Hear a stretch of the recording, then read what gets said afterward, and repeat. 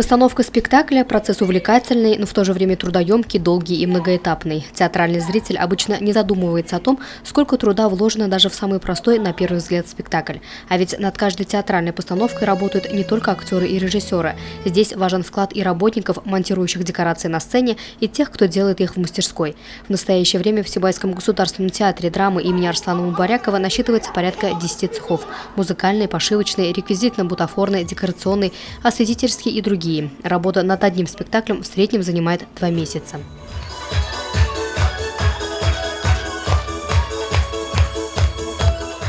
Для того, чтобы спектакль удался и пришелся по душе даже самому требовательному зрителю, нужны хороший сценарий, отменная игра актеров и соответствующее освещение.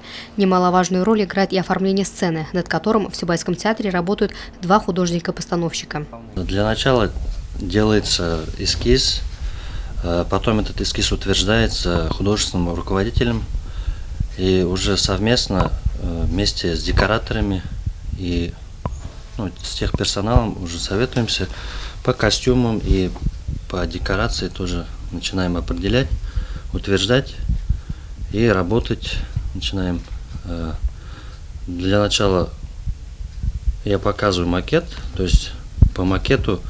Это, если где-то разногласия идут, то, конечно, начинаем корректировать, что-то менять, что-то добавлять.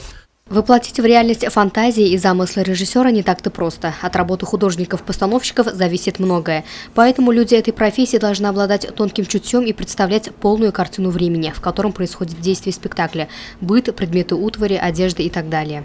Недавно приезжал режиссер с Уфы, Нургулов Азат Ахмадулович. Мы с ним поставили спектакль «Куплю вашего мужа» по пьесе «Последняя попытка» Михаила Задорнова.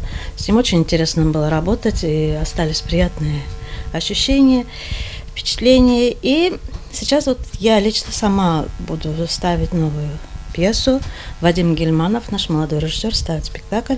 В данный момент сейчас макет у меня практически готов, и в ближайшее время приступаем к смете и начинаем уже полностью работать, приступать, то есть оформлять полностью.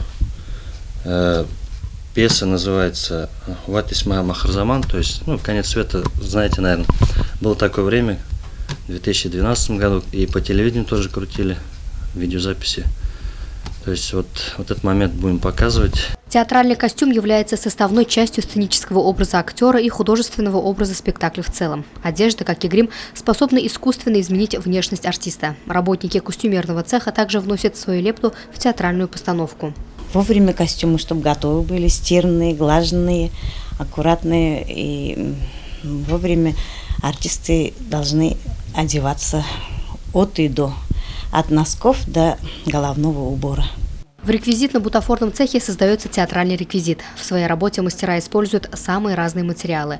Профессиональный праздник актеры, впрочем, как и всегда, встречают за плодотворной работой. В настоящее время в Сибайском государственном театре драмы имени Арслана Мубарякова трудится около 100 человек, 60% из них – творческий состав. Самому молодому актеру 26 лет, а самому старшему – 75.